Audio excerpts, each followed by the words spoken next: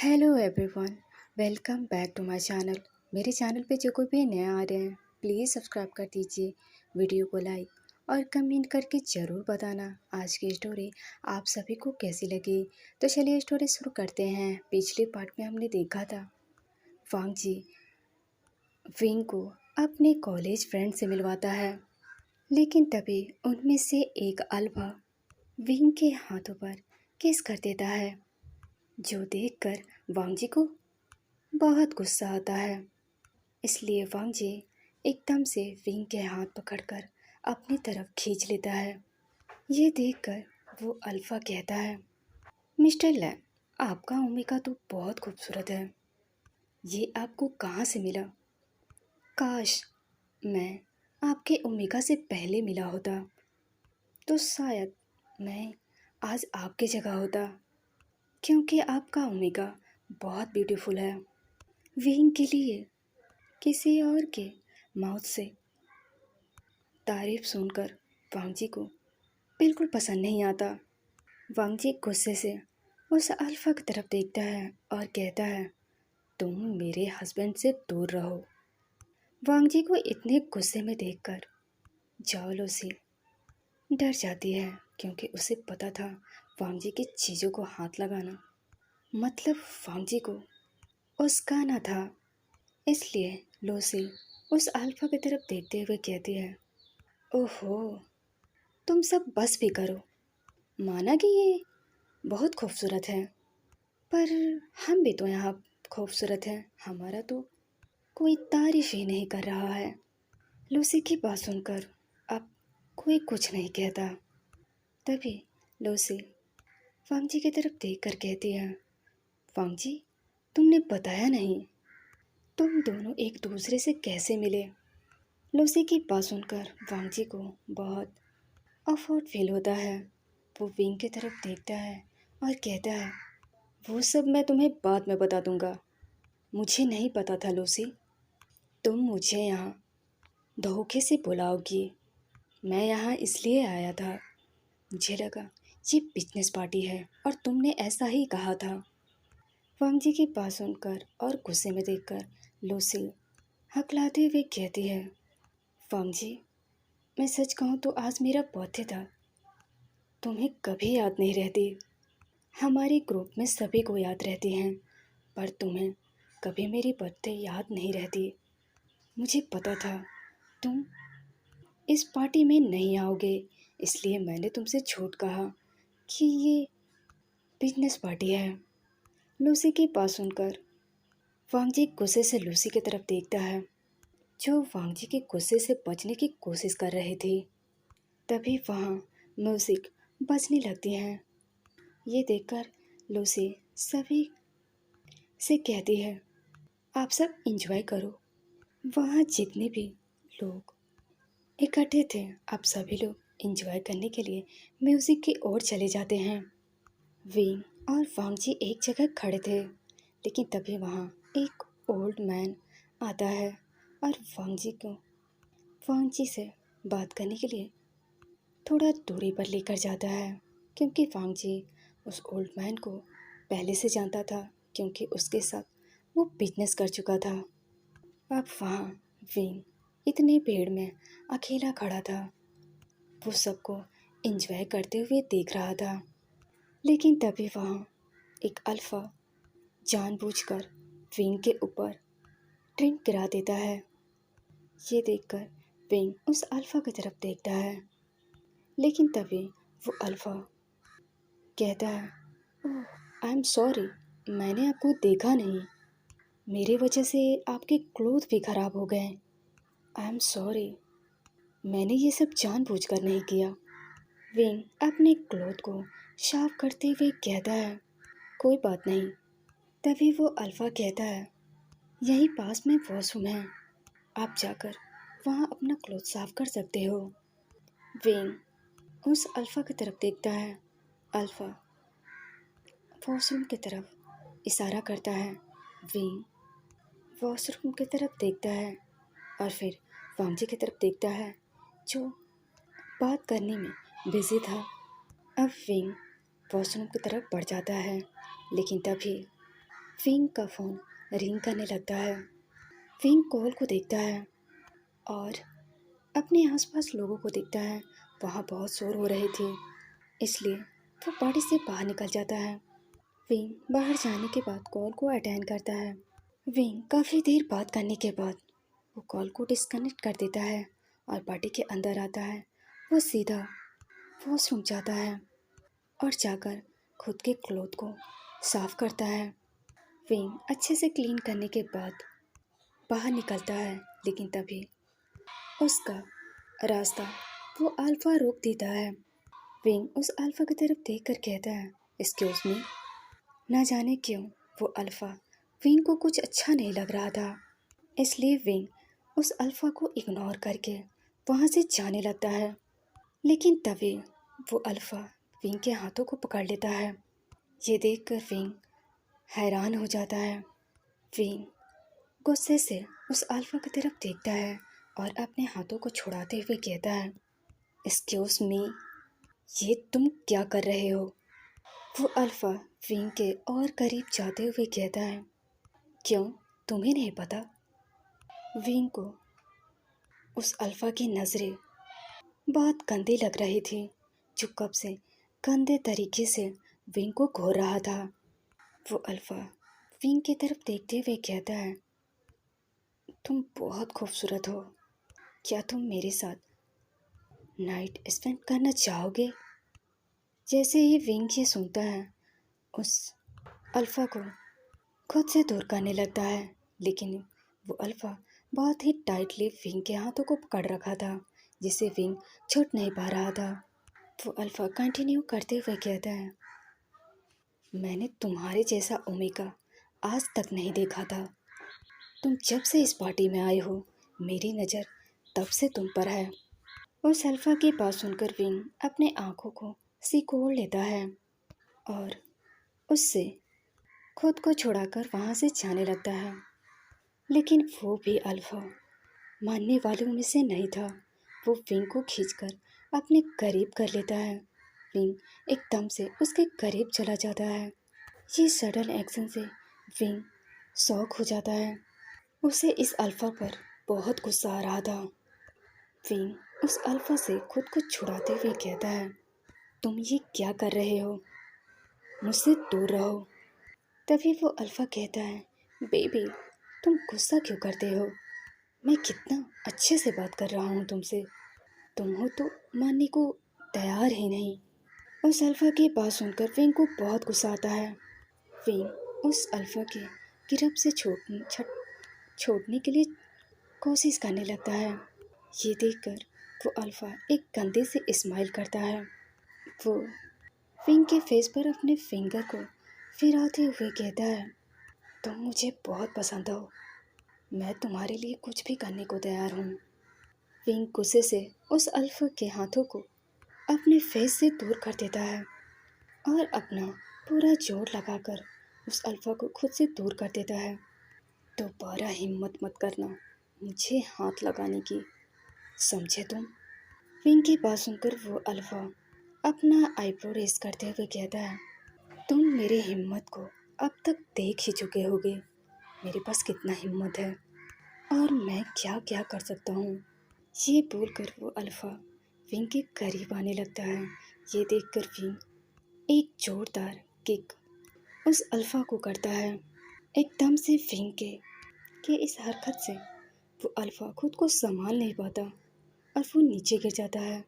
ये देखकर विंग वहाँ से जल्दी से निकलने की कोशिश करता है, लेकिन तभी वो अल्फा जल्दी से उठकर विंग के पास आ जाता है। वो जगह बिल्कुल खाली थी, वहाँ आसपास कोई नहीं था। इसी बात का विंग को डर था। वो जल्दी से वहाँ से निकलना चाहता था, लेकिन तभी वो अल्फा विंग को पीछे से उसके नेक को पकड़ लेता है और अपने करीब करते हुए कहता है, तुमने ये अच्छा नहीं किया, तुम्हें नहीं पता मैं कौन हूँ। मुझे आज तक किसी ओमेगा ने मना नहीं किया था। तुम्हारी प्रॉब्लम क्या है? विंग को दर्द हो रहा था अपने नेक में। वो अपने आप को छुड़ाते हुए कहता है, तुम्हें नहीं पता मैं कौन हूँ। तुम्हारी ये गलती तुम पर भारी पड़ेगी, तुम पछताओगे। इसलिए मैं तुमसे पहले ही बोल रहा हूँ, तुम मुझे जाने दो, मैं किसी को कुछ नहीं बताऊंगा। लेकिन तभी वो अल्फा हंसते हुए कहता है, कीमत तो तुम्हें चुकानी पड़ेगी, तुम्हें नहीं पता मैं कौन हूँ। वो अल्फा फिंग को पकड़कर वॉल से पुश कर देता है। फिंग खुद को छुड़ाने की कोशिश करता है, लेकिन वो खुद को छुड़ा नहीं पा रहा था। वो अल्फा फिंग को हर जगह टच करने की कोशिश करता है। फिंग के अपनी आंखों में आंसू आ रहे थे, क्योंकि वो खुद से खुद को छुड़ा नहीं पा रहा था, क्योंकि वो अल्फा फिंग के दोनों हाथों को टाइटली पकड़ रखा था। फिंग के अपने हाथों में पेन हो रहा था, जिस वजह से फिंग की आंखें नम हो चुकी थी। वो पर्सन फिंग के नेक पर किस करने लगता है, जो फिंग को बहुत गंदा फील हो रहा था। वो खुद को इस पर्सन से छुड़ाने लगता है। ये देख के वो पर्सन अपनी पूरी ताकत लगा देता है, ताकि फिंग उससे ना छुड़ा पाए। वो अल्फा देखने में बहुत स्ट्रांग था, इसलिए फिंग अपने आप को उस अल्फा से दूर नहीं कर पा रहा था। वो अल्फा लगातार फिंग के नेक पर किस कर रहा था, और फिंग के आंखों से लगातार आंसू बह रहे थे। वो बस खुद को छुड़ाने की कोशिश कर रहा था, लेकिन तभी पीछे से कोई उस अल्फा को फिंग से खींचकर दूर कर देता है। वो कोई और नहीं, लायन वांगजी था। वो गुस्से से उस अल्फा को घूर रहा था। तुम्हारी हिम्मत कैसे हुई मेरे ओमेगा को हाथ लगाने की? ये बोलकर वांगजी उस अल्फा को फाइट करने लगता है। वांगजी बहुत बुरी तरीके से उस अल्फा को पीट रहा था। वो अल्फा वांगजी को रोकने की कोशिश कर रहा था, लेकिन वांगजी के आंखों में इस वक्त खून के अंगार थे, उस अल्फा को मारने का जुनून। वो अल्फा बस वांगजी से खुद को बचाना चाहता था, लेकिन बचा नहीं पा रहा था। वांगजी एक डोमिनेटेड अल्फा था, जिससे वो अल्फा खुद को नहीं बचा पा रहा था। वांगजी बहुत बुरी तरीके से उस अल्फा को मारता है। काफ़ी सारे चीज़ टूटने की आवाज़ सुनकर वहाँ काफ़ी सारे लोग आ जाते हैं। उस अल्फा की हालत वांगजी ने बहुत बुरी तरीके से कर दी थी। वो अब भी उसे पीट रहा था और एक ही बात बोल रहा था, तुम्हारी हिम्मत कैसे हुई मेरी ओमेगा को हाथ लगाने की? हाँ, क्या तुम्हें नहीं पता था जो लैन वांगजी की चीज़ें को हाथ लगाता है उसका क्या असर होता है? वांगजी को इतने गुस्से में देखकर सभी लोग डरे हुए थे, क्योंकि वहाँ वांगजी को रोकने वाला कोई नहीं था। वो पर्सन अब तक बेहोश हो चुका था। उसकी बहुत बुरी कंडीशन हो चुकी थी। उसके पूरे माउथ से ब्लड बाहर आ रहे थे। वहीं विंग वांगजी के मुंह से मेरी ओमेगा सुनकर हैरान था। उसका हार्ट बीट बहुत फास्ट हो चुका था। वो बस एकटक वांगजी को ही देख रहा था।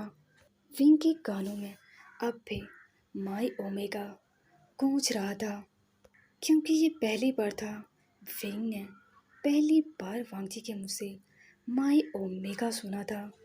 इससे पहले वांगजी ने कभी उसे ये सब नहीं कहा।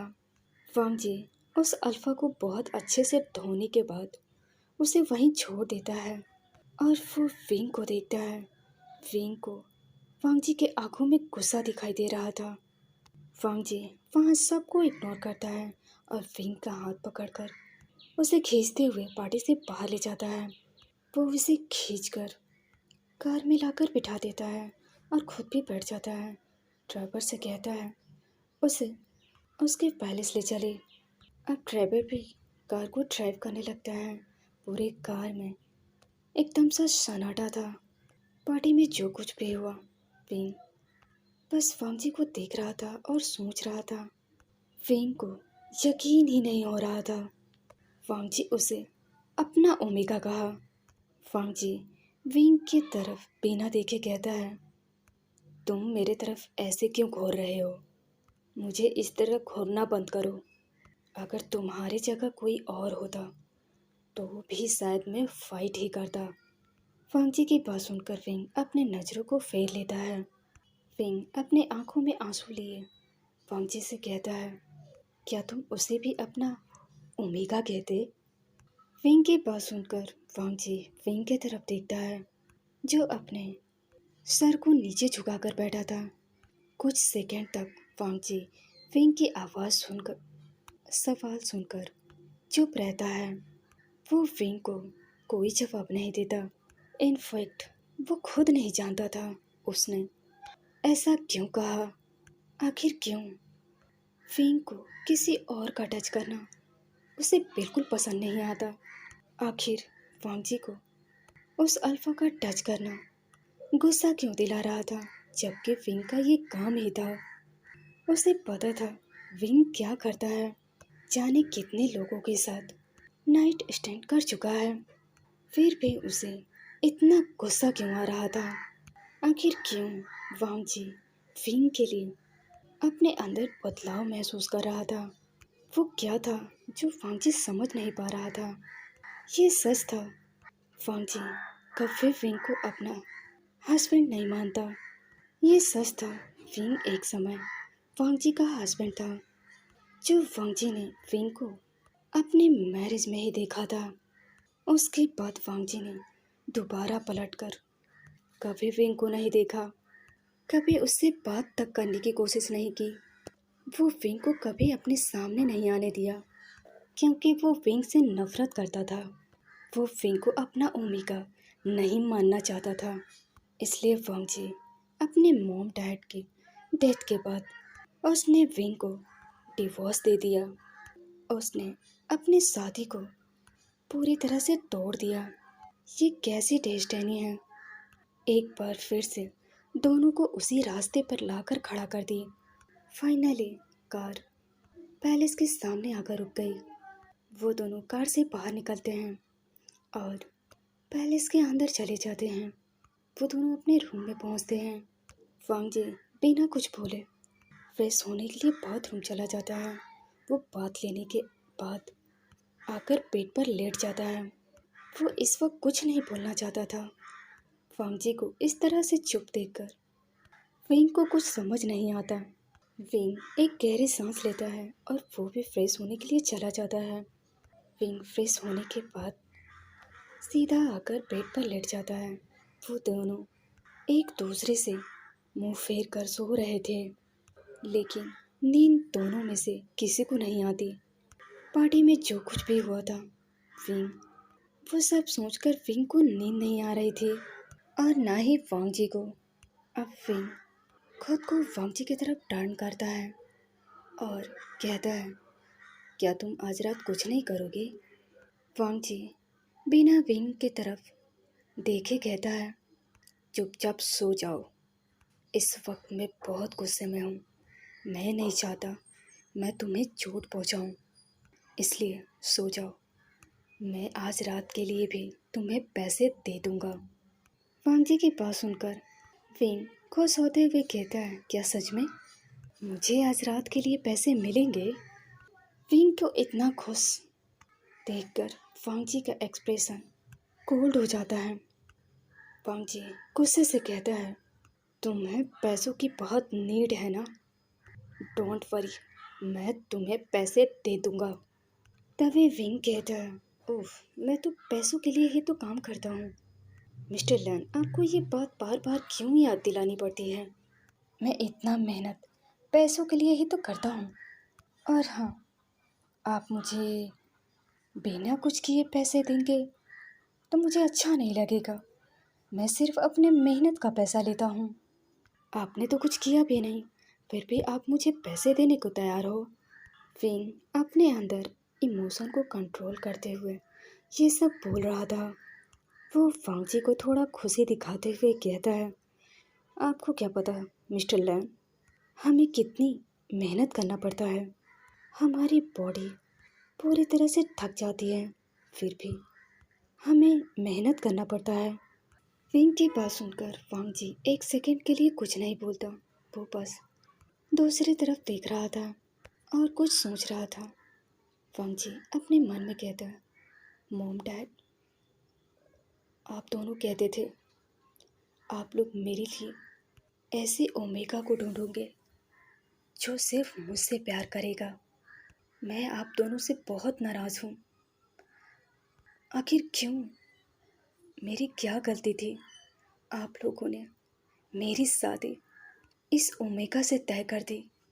आखिर इसमें ऐसा क्या था कि आप दोनों मुझे इस ओमेगा से मैरिड करने के लिए फोर्स करते थे? क्या आप लोगों को इसके अलावा पूरे वर्ल्ड में कोई और ओमेगा नहीं था? मॉम डैड, आपको नहीं पता, ये बहुत घटिया है। अगर आप लोग यहाँ होते तो शायद आप दोनों इसकी असलियत देखते। मैं हर वक्त आप दोनों को ये एहसास करवाता आप दोनों ने मेरे लिए क्या चुना है। थोड़ी देर बाद विंग के फ़ोन रिंग करने लगती है। विंग अपने फ़ोन को देखता है तो हॉस्पिटल से कॉल था। विंग जब तक उठा पाता, लेकिन वो कॉल अपने आप ही डिस्कनेक्ट हो जाती है। लेकिन तभी विंग को कुछ मैसेज आते हैं। विंग उन्हें ओपन करके देखता है तो डॉक्टर का था। उसमें लिखा था, विंग, अगर तुमने हॉस्पिटल का फीस जमा नहीं किया तो आगे का ट्रीटमेंट तुम्हारी ग्रैंडमदर की नहीं होगी। वो लोग हॉस्पिटल से निकाल देंगे और मैं या तुम कोई कुछ नहीं कर पाएगा। तुम्हें पता है ये हॉस्पिटल चाइना की सबसे बड़े हॉस्पिटल है और ये कितनी लग्जरियस है। इसलिए तुम्हें जल्द से जल्द हॉस्पिटल का बिल पे करना होगा, नहीं तो मैं कुछ नहीं कर सकता। उस मैसेज को रीड करने के बाद विंग की आंखों में आंसू आ जाते हैं। विंग अपने फ़ोन को वापस से उसकी जगह रख देता है और अपने आंसू को पोंछकर एकदम से उठकर बैठ जाता है और कहता है, मिस्टर लैंग, मुझे पैसे चाहिए। विंग की ऐसी बात सुनकर वांग जी मुड़कर विंग की तरफ देखता है, लेकिन तभी विंग वांग जी के ऊपर आ जाता है। विंग की इस हरकत से वांग जी शॉक्ड हो जाता है। वांग जी गुस्से से कहता है, ये तुम क्या कर रहे हो? तुम्हारी हिम्मत कैसे हुई मेरे बिना परमिशन के मुझे टच करने की? वांग जी की बात सुनकर विंग वांग जी की आंखों में देखते हुए कहता है, मिस्टर लैंग, आपने मुझे इसके लिए कीमत देते हो। मुझे पता है आपको मुझसे क्या चाहिए और ये आप भी जानते हो मुझे आपसे क्या चाहिए। मैं अपनी एक रात का भी कीमत नहीं छोड़ता। विंग की बात सुनकर वांग जी विंग के आंखों में काफ़ी ठंडी आवाज़ में देखते हुए कहता है, मैंने कहा ना, आज रात मैं तुम्हारे साथ कुछ नहीं करूँगा। आज मेरा मूड नहीं है तो दूर रहो मुझसे। वांग जी की बात सुनकर विंग कहता है, डोंट वरी मिस्टर लैंग, मैं आपका मूड बना सकता हूँ। I need money. अगर आज रात आपका मूड नहीं हुआ तो फिर मुझे मेरे काम की कीमत कैसे मिलेंगे? अगर आप कुछ करना नहीं चाहते तो आज रात मुझे फ्री कर दो। मैं अपना दूसरा क्लाइंट ढूंढ लूँगा, क्योंकि मैं अपनी एक भी रात वेस्ट नहीं करता। विंग की बात सुनकर वांग जी गुस्से से विंग की तरफ देखता है और कहता है, तुम कैसे ह्यूमन हो? क्या तुम्हारे लिए पैसे इतने ज़रूरी हैं? हटो मेरे ऊपर से, मैं कुछ नहीं करने वाला। वांग जी की बात सुनकर विंग बिल्कुल भी वांग जी से दूर नहीं होता। वो जिद पे अड़ जाता है और वो ये कहता है, वांग जी उसे जाने दे ताकि वो अपने लिए कोई दूसरा क्लाइंट ढूंढ ले। जो सुनकर वांग जी को बहुत गुस्सा आता है और वो वांग जी विंग की तरफ गुस्से से देखता है और कहता है, क्या आज रात मैं तुम्हारे साथ कुछ नहीं करूँगा तो तुम बाहर जाकर अपने लिए दूसरा क्लाइंट ढूंढोगे? तुम अपने साथ वो सब करने दोगे? वांग जी की बात सुनकर विंग बोलना नहीं चाहता था, लेकिन फिर भी वो कहता है, यस मिस्टर लैंग, मैं बाहर जाकर अपने लिए दूसरा क्लाइंट ढूंढूंगा और मैं उसके साथ ये सब करूंगा ताकि मुझे उसकी कीमत मिले। मुझे पैसे चाहिए और मैं पैसों के लिए कुछ भी कर सकता हूँ। वो जानता था कि वो वांगजी को गुस्से को और भड़का रहा है, लेकिन वो कुछ नहीं कर सकता। विंग बस वांगजी को गुस्सा दिलाने के लिए वो सब कर रहा था। विंग की बात सुनकर वांगजी एकदम से विंग को बेड पर पेन कर देता है और उसके ऊपर आ जाता है। वांगजी की पकड़ विंग पर बहुत मजबूत थी। मुझे नहीं लगता वो अल्फा उस पार्टी में तुम्हारे साथ कुछ गलत किया होगा। मैंने तुम्हारे लिए उस अल्फा को पीटा। जब तुम यही सब चाहते थे तो फिर तुम वहाँ ड्रामा क्यों कर रहे थे? तुम ऐसा प्रोटेन क्यों कर रहे थे जैसे तुम उससे खुद को छुड़ाने की कोशिश कर रहे हो? क्या तुम वो सब अटेंशन पाने के लिए कर रहे थे? वेंग वांगजी की बातों का कोई जवाब नहीं देता। वांगजी की बात उसके हार्ट में एक खंजर की तरह चुभ रहे थे। उसे वांगजी की बातों से काफ़ी तकलीफ हो रही थी, लेकिन फिर भी वो वांगजी की आंखों में देखते हुए कहता है, मिस्टर लैन, आप ऐसे ही बातें करोगे या कुछ और भी करोगे, या फिर मैं बाहर जाकर अपने लिए क्लैन ढूंढ लूँ? विंग की बात सुनकर वांगजी का माइंड पूरी तरह से ब्लैंक हो जाता है।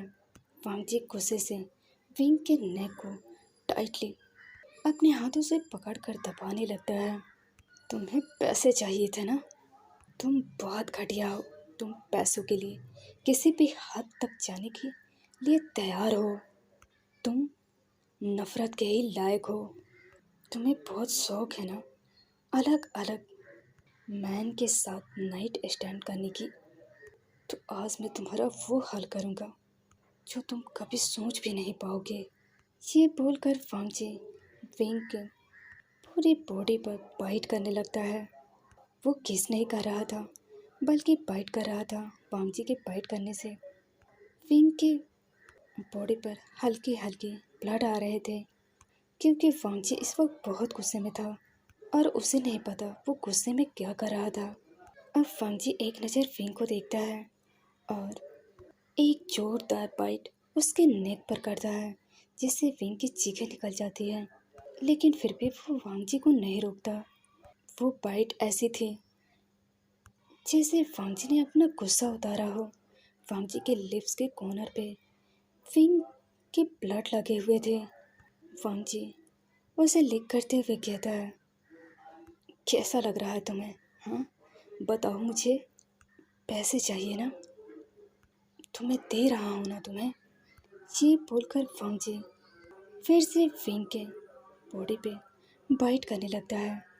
वांगजी काफ़ी देर तक बाइट करने के बाद विंग को बिना प्रिपेयर किए विंग के अंदर एंटर कर जाता है, जिससे विंग एक जोरदार चीखता है। लेकिन विंग के चीखे वहाँ सुनने के लिए कोई नहीं था। वांगजी इस वक्त भूखे भेड़िए की तरह विंग को नोच रहा था। विंग को आज ऐसा लग रहा था कि वो अभी मरने वाला है। उसे ऐसा लग रहा था कि अब वो नहीं बचेगा। वांगजी उसे आज जिंदा नहीं छोड़ेगा। विंग अपना हिम्मत हार चुका था। विंग वांगजी को रोकना चाहता था, लेकिन वो नहीं रोक सकता, क्योंकि उसे अपनी ग्रैंडमदर को बचाना था। इतना दर्द तो उसे सहना पड़ेगा ना। इसलिए वो चुपचाप वांगजी की हैवानियत सह रहा था। कई बार ऐसा भी हुआ, विंग बेहोश भी हो चुका था, लेकिन जब होश में आया तब भी वांगजी उसके साथ उतना ही कठोर था। विंग के आइस रेड हो चुके थे रोने की वजह से, लेकिन फिर भी वांगजी को विंग पर कोई दया नहीं आती। वो गुस्से से इतना पागल हो चुका था, वो क्या कर रहा था उसे भी नहीं पता। वांगजी कई घंटों तक विंग के साथ फोर्सफुली करता है। अब तो सुबह भी होने वाली थी, लेकिन वांगजी का गुस्सा अब भी कम नहीं हुआ था। विंग तो बीच बीच में कई बार बेहोश हो चुका था, लेकिन वो वांगजी को नहीं रोक सकता, क्योंकि उसने ही तो उसे उस्काया था। उसने ही तो वांगजी को एनिमल बनने पर मजबूर किया। अब फाइनली विंग अब और बर्दाश्त नहीं कर पाता और वो बहुत बुरी कंडीशन में था। वो बेहोश हो जाता है। अब लगभग सुबह हो चुकी थी। वांगजी का गुस्सा बिल्कुल कम हो चुका था। अब वो अपनी नज़र को उठाकर विंग को देखता है और उसे उठाने की कोशिश करता है, लेकिन विंग बेहोश हो चुका था। ये देखकर वांगजी कुछ नहीं कहता। वो विंग के वैसे ही छोड़ देता है और बाथरूम चला जाता है। वांगजी बाथरूम के अंदर जाकर वो शावर को ऑन कर देता है। वांगजी के ऊपर शावर के पानी गिर रहे थे। रात में जो कुछ भी हुआ वांगजी उसे ही सोच रहा था।